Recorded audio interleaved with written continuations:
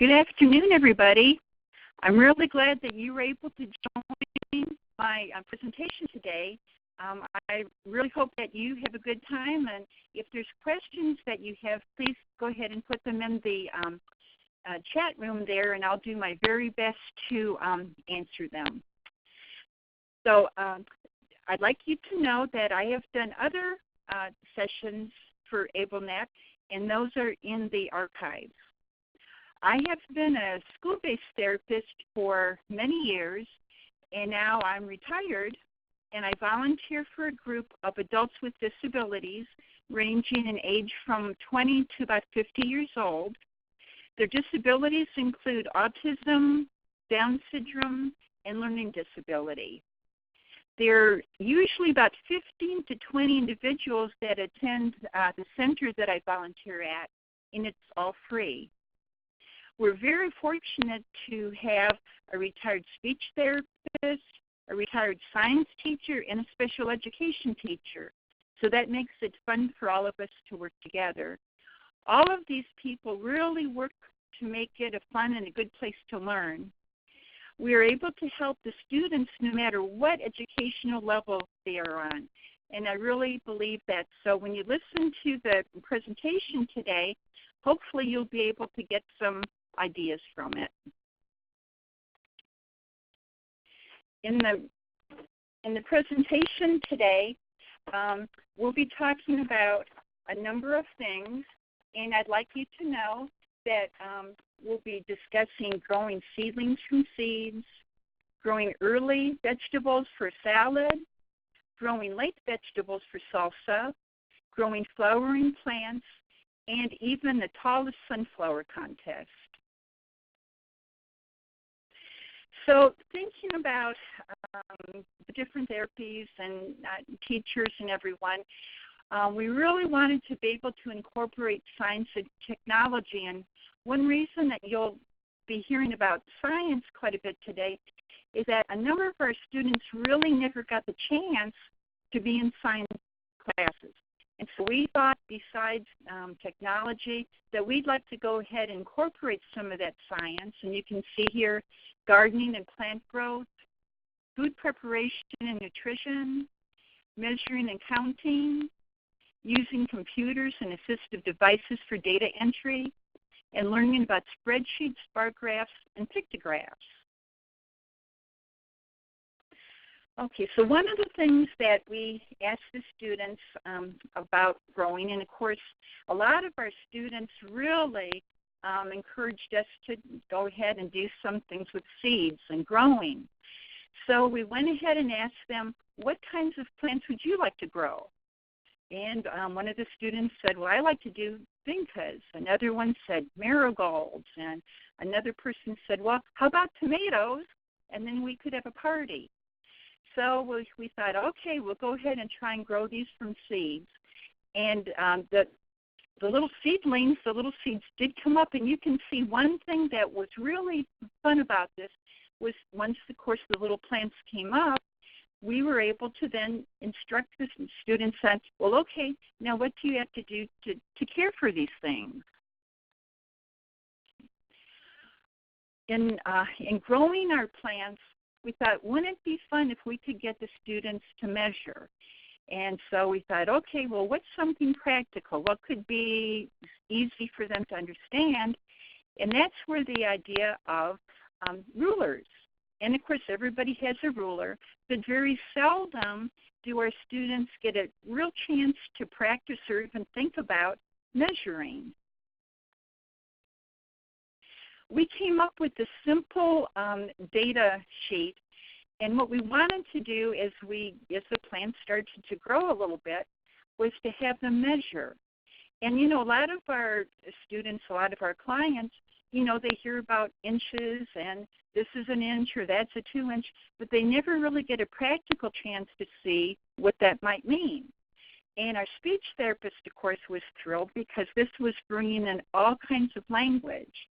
And then we even had the students count the number of leaves.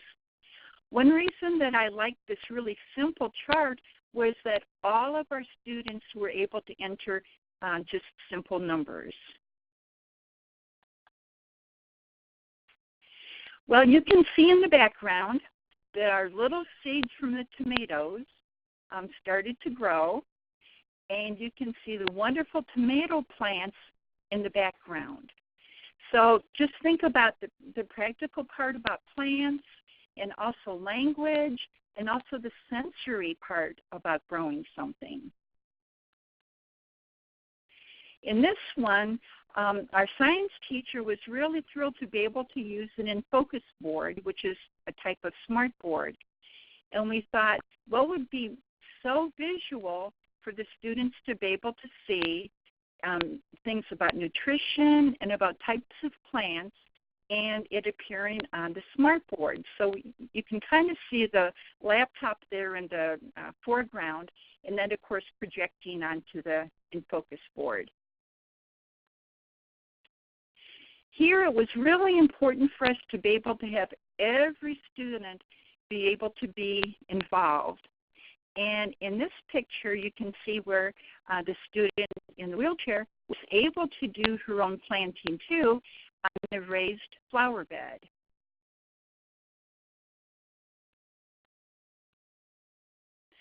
Okay, so once we were able to really get outside, I think in the foreground you can see where we asked the students, okay, if we're going to have a salad, what would you like in the salad?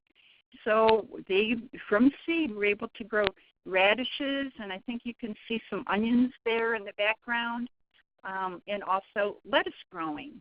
And then in that far part, you can see where the students were able to transplant their tomatoes into the raised flower bed.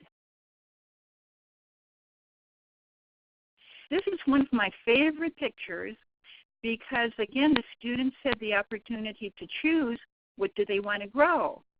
And so their little plants from seeds were able to grow these beautiful marigolds. You know, you don't always think about all of the really cool things that can happen when you're doing a project or planning a project. And one of the really great things was the parents come to pick up their student or come to pick up their client, and the students would be so excited to say to a parent or caregiver, you know, come on out here, we want you to see what we grew. And so here was this wonderful display of color that I think made the parents feel wonderful also, knowing that their students had actually grown this. And here, another, I guess you'd call it added benefit, the seeds did so well with the tomato plants that we had extras. And so our science teacher said, okay, are there any students that would like to take a tomato plant home and grow it at their house? And to our happiness, all of the students, and luckily we had enough, all of the students said, yes, we'd like to go ahead and try and grow one at home. This picture also reminds me that, you know, all of the students, it seems, no matter what their ability or disability, are into cell phones, and they all seem to know how to take pictures. But it was a wonderful, again, practical, simple technology thing where they took pictures of their plants that were growing at home and the tomatoes coming on the vines, and then sending us these wonderful pictures of how their tomato plants were going. Now, in this one, this is a simple pictograph, and you know, I don't want people to be thinking, oh, our students would never understand pictographs, or they might never understand these different types of graphs. But again, if you think about how visual something like this is, you can say to yourself, okay, well, maybe what could I get out of a simple pictograph? And in this case, because we were doing gardening in this particular project and doing this, we said, okay, well, what if we put together a simple pictograph and ask the students, well, what flowers does your mom like the best? So you can see each little pictograph, each flower stands for one person. So in this case, you can see roses won out, but the students are able to actually tell us what flower their mom liked the best.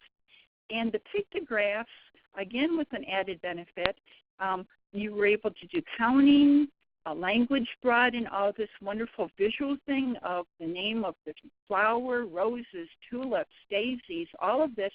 And the science teacher was thrilled because he was able to use all of this counting, all of this measuring, all of this counting, and we think that we may be doing more with pictographs. In fact, he got so excited about it that he's already thinking of another project where he's going to have the students develop their own simple pictographs. Okay, so finally after the radishes and the lettuce started coming up, it was finally time for the students to be able to harvest this. Well, the salads turned out to be a big hit. And we just love the idea that the students were able to have a simple salad from what they had grown in their own garden. And because of this, a lot of the parents decided to grow simple little gardens at their house. And again, you don't need an awful lot of space to be able to do this. And this young student just loved the salads. They were a big hit. Well, we thought since we were doing so well with the salads, we would try and come up with an idea. And again, this is a simple Excel spreadsheet where it's a salad calorie counter. So bringing on the idea of salads and how nutritious they were, we thought, okay, we're going to try and help the students understand that, yes, salad is good, but what happens when you add things to your salad? Okay, so there's our bowl of lettuce and spinach, which was, the same for everybody. And then each student had the chance with their own little salad counter to add in, what do I want on my salad?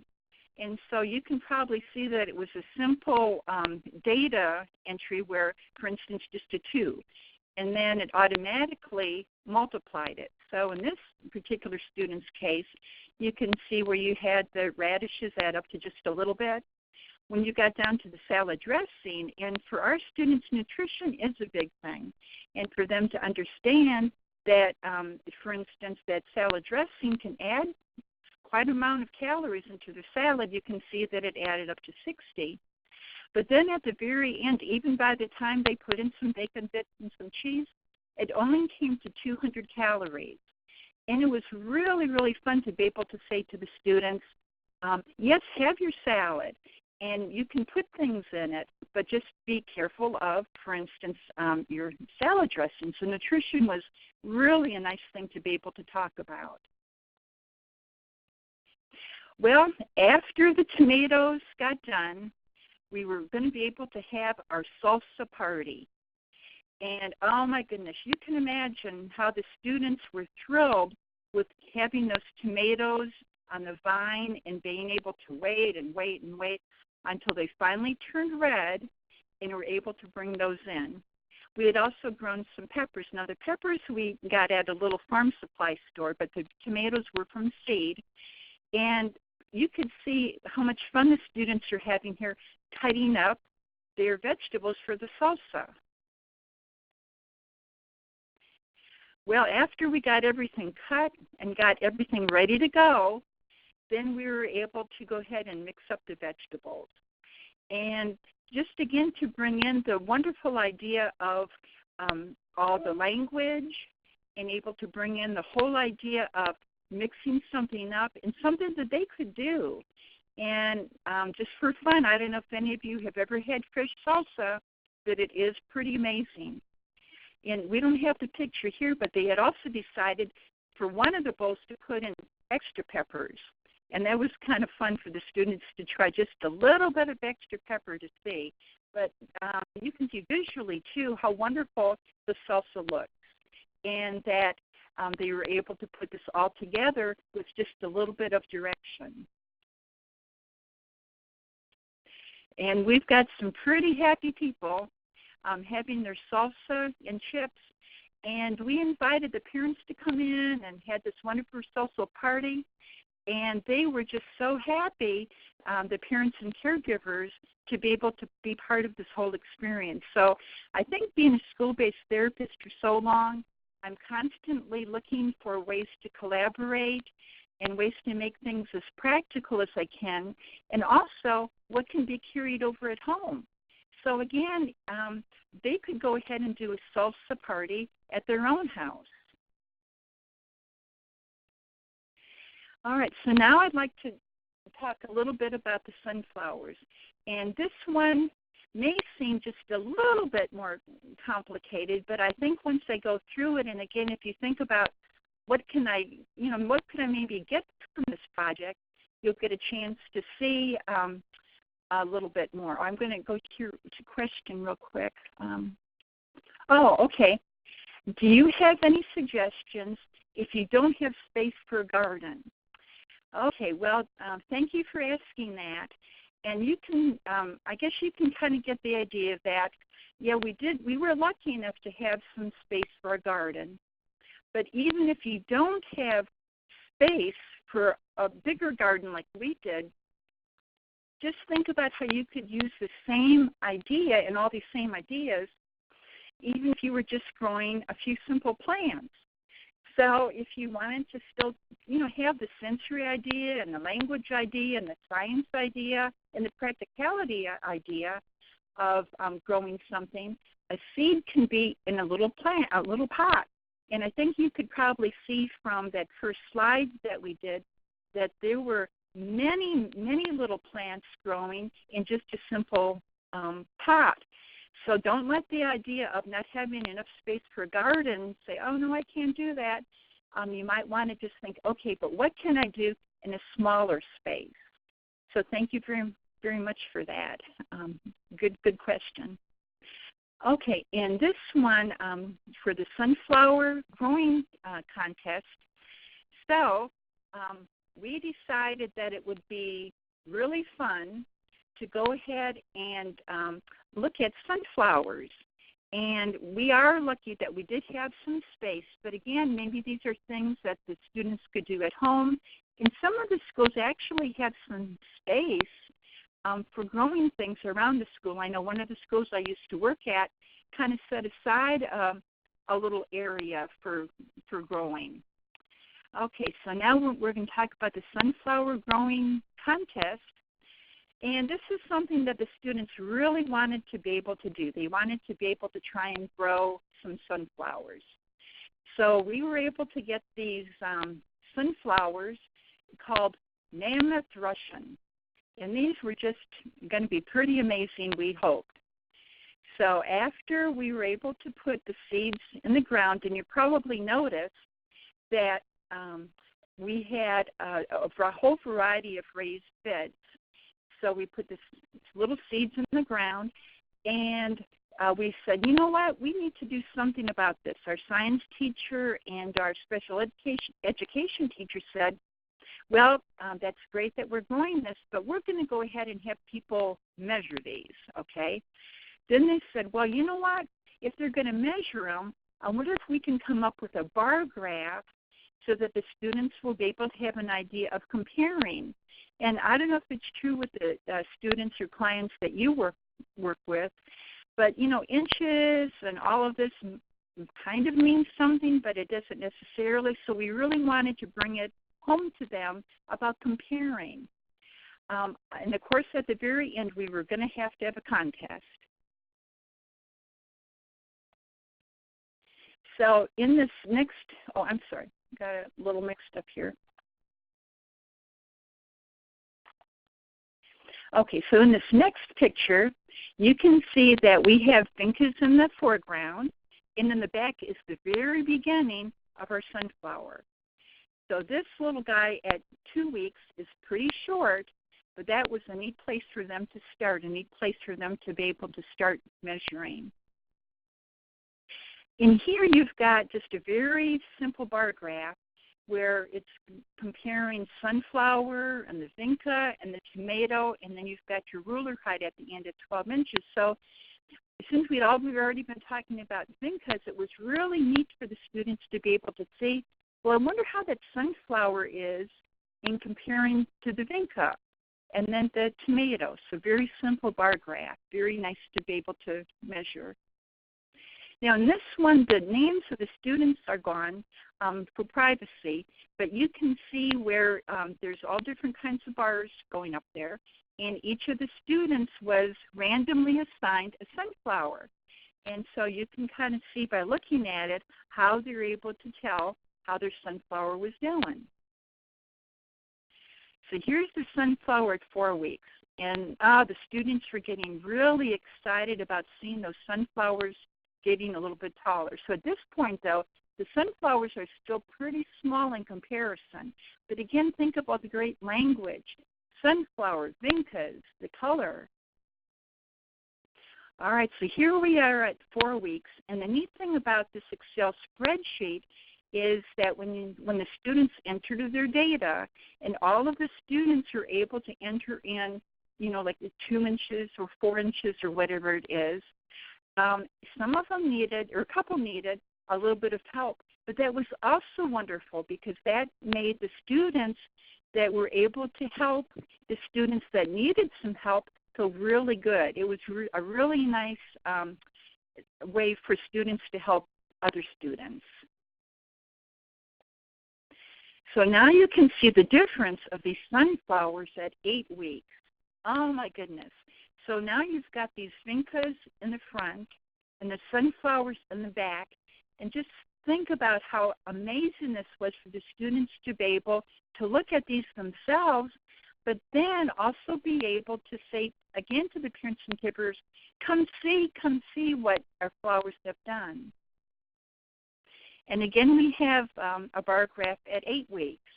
And again, very visually appealing, very fun to be able to see how the students are doing compared to each other.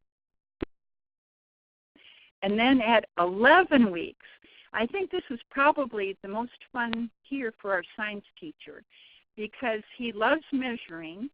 And from here, the students were able to go from a very simple like 6-inch ruler to a foot ruler to a yardstick. And now, oh my gosh, and the student that's next to him was just in awe that now she even needed a tape measure to be able to see how tall these sunflowers were. And again, the bar graph of being able to see their height at 11 weeks. And again, like I said, the students were able to enter their own data into the spreadsheet. So finally it came at the end of the sunflower growing, and you can see how fun it was for the students to be able to see how tall the tallest was, how short the shortest was, and the little sunflowers that you see here were just cut and paste. So all of the students were able to see how their flowers turned out at the end.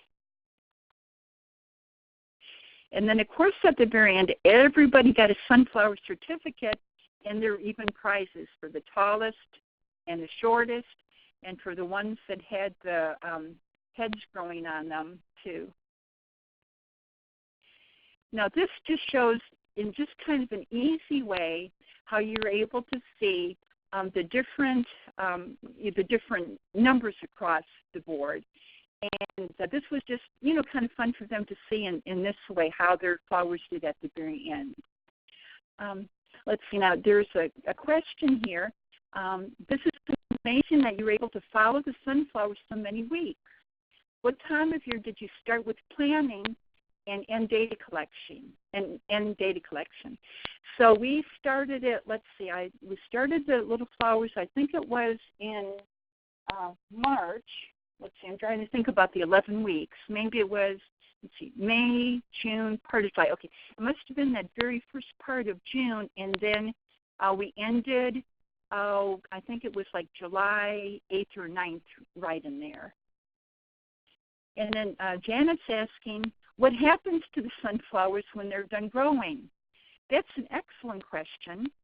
Okay, so now that the sunflowers are all done growing, and we have an opportunity to let them dry out over the summertime, we're going to go ahead and harvest some of those seeds so that the students are going to be able to see, well, what about these sunflower seeds? And they're going to be able to go ahead and actually, if they want to, eat some of the sunflower seeds because sunflower seeds are supposed to be good for you. So this is kind of cool.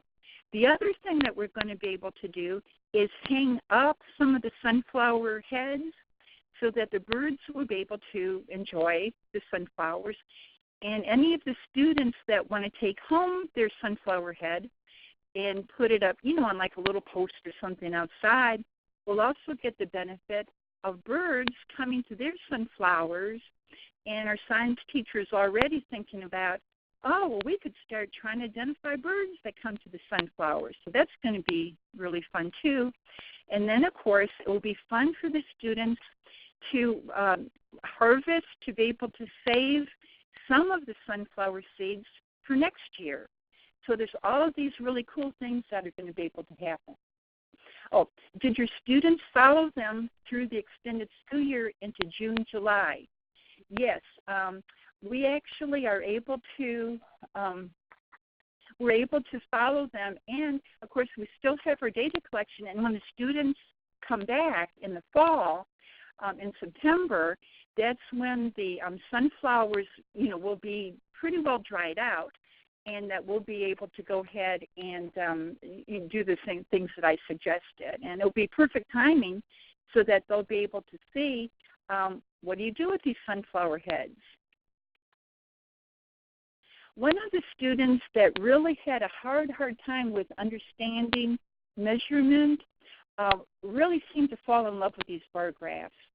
And after she would put in her data, she would come up to the screen and say, look how tall mine is. And she'd say, another student would say, oh, mine's taller than so-and-so. And then it was also fun for her to say, oh, my goodness, so-and-so sunflower is the tallest.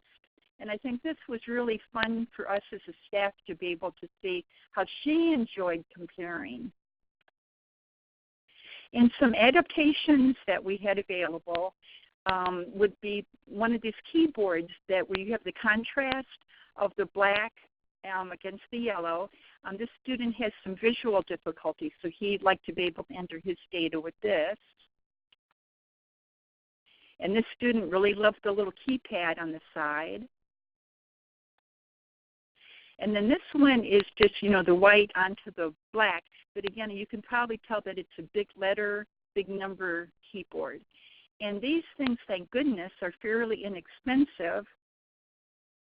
And even like this little keypad that you see in front of you, this student loved to be able to enter data from her little keypad at her desk. And it's also remote.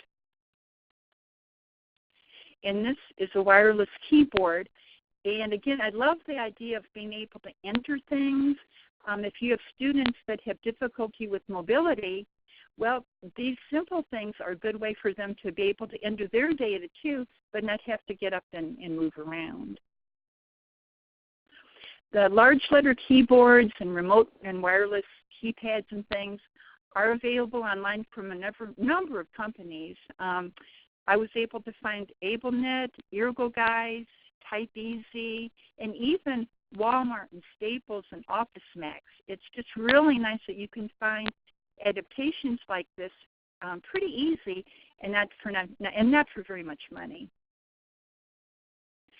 So when you look at all the things that the students learn from these activities, and I'm glad that, or hopefully again, that even if you can't grow mammoth sunflowers where you are, but you might get the idea again of how fun growing things from plants and gardening, how practical is gardening, measuring, counting, basic math skills, using computers and assistive devices, and even the food preparation and nutrition.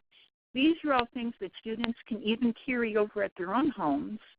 How to enter data into a spreadsheet, so it doesn't have to be scary. The students, first I think some were a little bit intimidated, but being able to type in their numbers and then being able to see it appear on the screen was pretty cool. I think social skills, for me as an occupational therapist and also as a speech therapist, were really extra fun. To see the students communicating and working together, and that part about being able to show and be able to even replicate things with their parents at home was really great. And then also from fine motor, just think about the fine motor and sensory things that were going on, the seeds, the watering, even just being able to work a little bit with the earth. And people that, we had one student that really didn't want to fool with the dirt too much, but that was okay. He was able to use a glove, and that was just fine. Although I have to say at the very end, he did end up taking his glove off and did put a couple seeds in the ground. And I think it was partly because all of his friends were doing that too.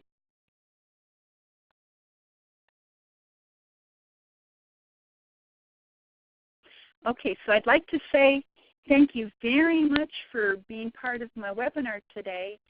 And I hope it gave you some ideas and, maybe think about what you could do at your school or at homes. I really appreciate you being part of this today.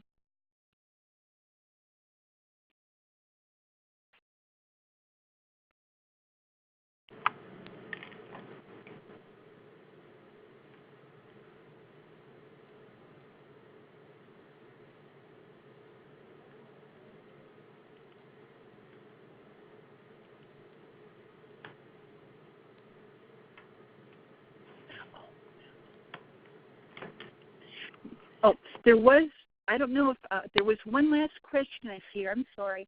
How long was each session and how often did you meet? Okay, for our particular center with our adults, we meet 3 mornings a week, Tuesday, Wednesday, and Thursday, and we're able to be there from, for this particular project that we had, it was just about 11 weeks. But you could probably tell that, like the salsa, the first salad was able to grow in about 4 weeks, and that the salsa party with the tomatoes, those were able to be done in about 2 months. And yes, the sunflowers took just about 11 weeks.